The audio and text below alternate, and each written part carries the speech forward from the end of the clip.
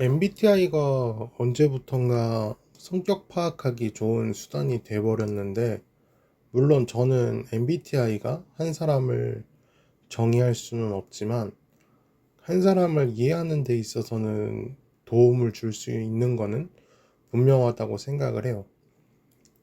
저는, 인프제, INFJ고요. INFJ가 느낀 INFJ 특성에 대해서 이야기를 해볼까 해요.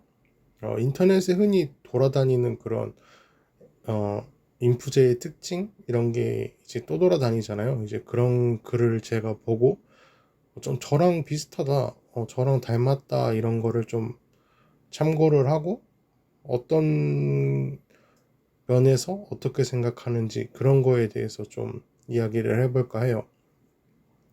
타인을 생각하는 경향이 강하다라는 말이 있는데 저는 좀 공감을 하는 편이에요.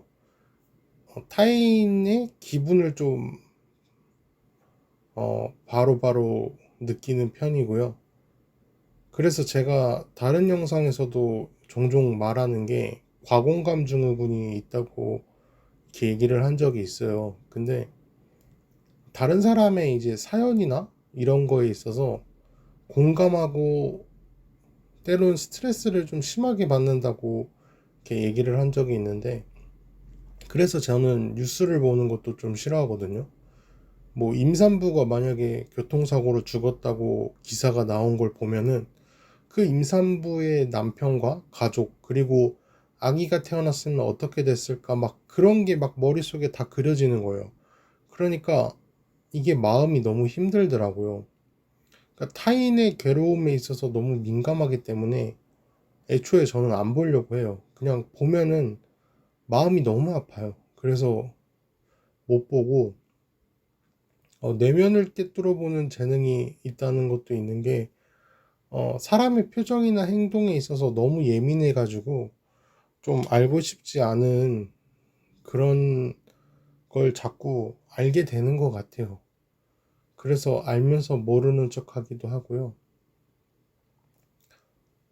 이런 면이 좀 타인을 생각하는 면에 있어서 경향이 좀 강하지 않나 싶고요. 끊임없이 배우려고 노력하는 면도 있어요. 종교에 대한 의문이 생기거나 아니면 뭐 건강, 신경계 이런 쪽에 관심이 생기면 그쪽으로 되게 깊게 파고 들어가는 편이에요. 뭐 책이든 유튜브든 뭐 이런 걸 찾아서 막 보고 왜 그런가? 그러니까 궁금증도 심하고 그게 왜 그런가에 대한 알고 싶음, 탐구 정신이라고 해야 될까요? 뭐 그런 게 좀 심한 것 같아요. 호기심이라고도 하죠. 뭐 책으로 예를 들면은 30권 이상 그 분야에 대해서 책을 읽고 되게 깊게 파봐요. 네, 그런 면이 있고요. 헌신적이지만 손절은 단호하다라고 하는 말이 있는데, 이거는 정말 확실한 것 같아요. 제가 너무 그런 사람이라서, 그러니까 좋은 사람이라는 생각이 들면, 제가 힘들더라도 그 사람에게 도움이 된다면, 좀 손해를 보고 희생을 하는 편인 것 같아요. 많은 인맥보다는 한 명의 깊은 관계를 더 중요시하는 편이고요. 마음을 쉽게 주지는 않지만, 마음을 주면 계속 주게 되는 것 같아요. 그렇지만 이제 마음이 떠나면 저는 다시라는 건 없어요. 도어슬램이라고도 하는데요. 문 닫고 나가듯이 단절하는 인간관계를 뜻하는 것이에요. 근데 손절한 친구와 다시 만나거나 헤어진 여자친구를 붙잡는다거나 이런 거를 절대 하지 않아요. 왜냐면 저는 항상 인간관계에 있어서 대충이라는 게 없거든요. 항상 저는 최선을 다했어요. 인간관계에 있어서 내가 항상 최선을 다했기 때문에 그 인연이 끊어진 인연이 제가 노력해서 되는 게 아니라는 걸 이미 알고 있어요. 저는 할 수 있는 걸 다 했기 때문에 그 끊어졌던 인간관계를 다시 노력한다고 해서 되돌릴 수 없는 걸 알고 있기 때문에 저는 그래서 손절에 있어서 좀 단호하고 다시라는 게 없는 것 같아요. 그리고 평화주의적인 면이 좀 강해서 약자의 편에 좀 서려고 하는 편이고, 예전에 어떤 글에서 본 적이 있는데, 인프제가 살인을 하면 살인을 한 인프제의 잘못이 아니라 죽은 사람이 잘못이라는 거예요. 그러니까 칼에 다가온 그 죽은 사람이 잘못인 거지, 칼을 들고 있는 인프제의 잘못이 아니라는 글을 본 적이 있는데, 어느 정도 저는 좀 공감이 가고 이해가 가더라고요. 그러니까 인프제가 사람을 죽일 정도면 도대체 얼마나 죽을 짓을 했을까, 이런 생각이 좀 들어요. 물론 뭐 사람을 죽이는 건 당연히 안 되죠. 그리고 뭐 제가 죽이겠다는 얘기도 아니에요. 번아웃에 취약한 유형이라고 하는데 좀 그런 것 같아요. 제가 오늘이 아니라 어제도 피부과를 갔는데 몸에 자꾸 뭐가 나요. 그래서 피부과를 갔더니 최근에 무슨 스트레스 받거나 조금 신경을 많이 썼냐, 그래서 깜짝 놀랐어요. 무슨 피부과를 갔는데 피부과 의사가 무슨, 피부과 그 원장님이 무슨 뭐라 그러죠? 무당도 아니고, 어떻게 제가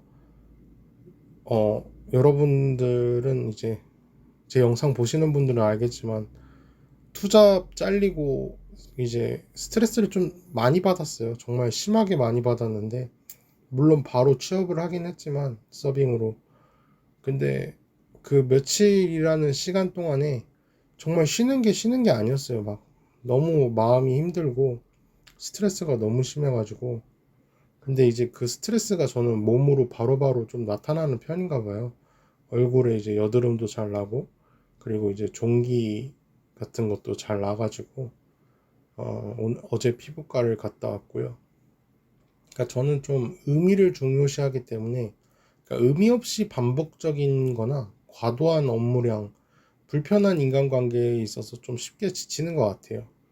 유행에도 관심이 없는데, 유행이라는 것 자체가 짧은 시기에 잠깐 동안 인기가 있는 건데, 저는 자신만의 그런 개성을 중요하게 생각을 하기 때문에, 옷을 잘 입고 못 입는다는 것도 결국에는 그냥 자기 생각인 거잖아요.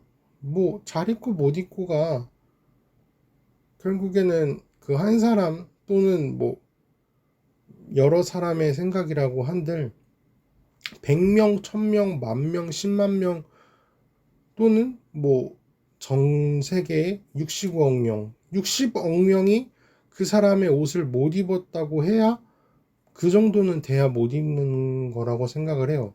만약에 10명 중에 9명이 그 사람이 옷이 이상하다고 해도, 만약에 100명 중에 70명이 옷 안 이상한데? 이렇게 얘기할 수도 있는 거잖아요. 그래서 저는 옷이라는 게 사실 어, 못 입고 잘 입고가 있나 싶어요. 그냥 그 사람한테 어울리면 저는 그게 잘 입는 거라고 생각을 해요. 근데 그 사람에게 어울리지 않는 거면 좀 못 입는 거라고 생각을 해요. 그거는. 그러니까 어울리게 입냐 안 입냐가 중요한 거지, 유행을 따라가고 뭐 그런다고 해서 옷을 잘 입는 거라고 생각은 하질 않아요. 그래서 결국에는 또 유행이 계속 반복되고 그렇기 때문에 유행은 크게 중요하게 생각을 하지 않고 있고요. 음식에 대해서는 좀 저도 유행을 따라가는 편이에요. 그러니까 뭐 새로운 게 나왔다 하면은 먹어보고 싶더라고요. 이거는 그냥 뭐 한번 시도해보고 싶은 그런 호기심이죠. 근데 마라탕은 아직까지도 한 번도 안 먹어봤어요. 마라탕은 조금 궁금하긴 한데 뭐 아직까지는 한 번도 안 먹어봤습니다. 이런 이유 때문에 이제 자기 주관이 뚜렷하고 구속받거나 뭐 강요당하는 것도 좋아하지 않는 것 같고요. 타인에 의해 휘둘리지 않는 것도 이것 때문이지 않을까 싶어요. 제가 싫어하기 때문에 상대방에게도 그렇게 하지 않는 점이 있죠. 감정 기복은 되게 심한 편인데 숨기려고 하는 편이에요. 왜냐하면 그 사람이 나에게 도움을 줄 수 있다면, 또는 보증된 사람이라면 이야기하고 감정을 좀 드러내겠지만 이야기해봤자 도움이 안 되거나 내 약점이 될 수도 있다는 생각이 있기 때문에 숨기는 편이고요. 감정이 이성을 잡아먹는 사람 자체를 되게 혐오하는 편이에요. 그래서 예를 들면 내가 오늘 기분 나쁜 일이 있었다고 카드 뭐 계산을 할 때 카드를 뭐 던진다거나 이런 행위는 저라는 사람에게 있어서는 절대 없습니다. 그러니까 저만의 철학이 확고해서 고집이 센 것 같아도 융통성이나 유연함 자체가 없는 건 아니에요. 제가 알바 브이로그를 안 올리는 이유를 이야기한 걸 참고하시면 될 것 같고요. 친한 사람이랑 안 친한 사람에게 쓰는 언어도 좀 따로 있어요. 친한 사람한테만 편하게 좀 쓰는 그런 언어가 있고요. 근거 없이 말하는 걸 좀 싫어해요. 그러니까 F라고 하죠. 근데 공감 능력은 뛰어나요. 뛰어나고 공감할 수는 있는데 그러니까 공감이 되지 않는 걸 억지로 공감하고 이러지는 않아요. 그러니까 예를 들면은 한참 말 많았던 유명한 거 있잖아요. 우울해서 빵 샀다. 저는 이거는 이해가 되거든요.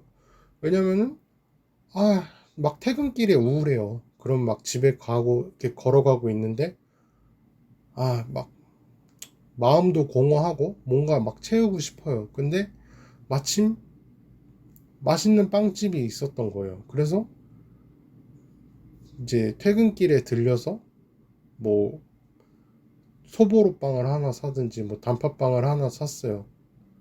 이거는 이해할 수 있지 않나요? 그러니까 우울해서 맛있는 거 먹고 싶어서 맛있는 빵 사서 집에 가서 먹으려고 그렇게 먹고 힐링하려고.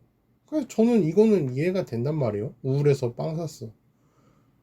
우울해서 술 샀어. 뭐 우울해서 술 먹었어. 이러면 이해가 될 거 아니에요. 그래서 저는 우울해서 빵 샀어? 저는 이건 이해가 돼요. 근데 우울해서 선인장 샀어.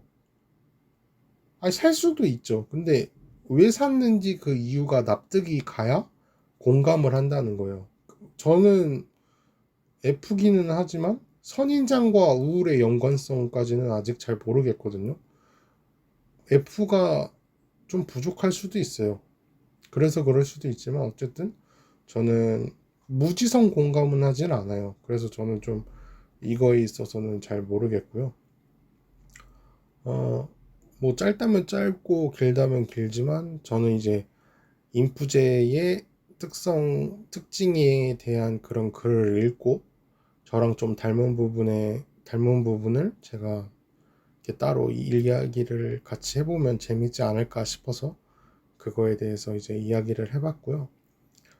어, 영상은 여기까지고요. 유튜브 설명창에 이제 네이버 폼 링크가 있어요. 이제 그걸 눌러주시면 저에게 하고 싶은 이야기나 이제 궁금했던 그런 거에 대해서 적어서 저한테 보내주신다면 제가 성심성의껏 이제 적어서 고민 상담이나 뭐 하고 싶은 얘기를 영상으로 만들어서 제가 올리도록 하겠습니다. 네. 좋은 하루 되셨으면 좋겠고요. 내일 월요일인데 다들 출근 힘냈으면 좋겠습니다.